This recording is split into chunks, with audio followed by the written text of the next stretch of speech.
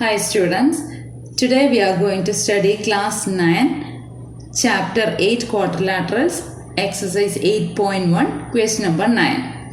Our question is, in parallelogram ABCD, 2 points P and Q are taken on diagonal BD such that DP equal to BQ. Show that here total 6 parts are there and the figure is also given.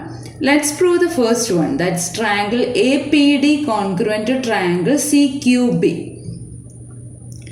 See here I will show the triangles with red color, and given that it is a parallelogram.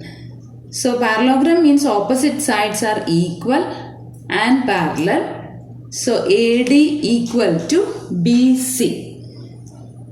Now what's given? DP equal to BQ. It is also given in the question, and we know that ADP congruent to CBQ.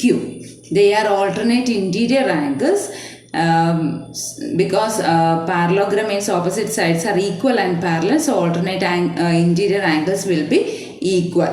Now by SAS congruence we can say that triangle APD congruent to triangle CQB. That means the first part is over.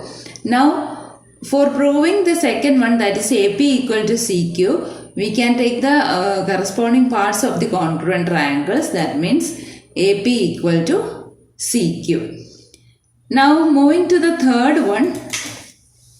See, third part is triangle AQB congruent to triangle CPD.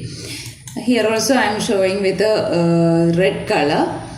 See, these two triangles we need to prove they are congruent, and here also we know that AB equal to CD because they are the opposite sides of the parallelogram, and given that BQ equal to DP and angle ABQ is equal to angle CDP because they are alternate interior angles.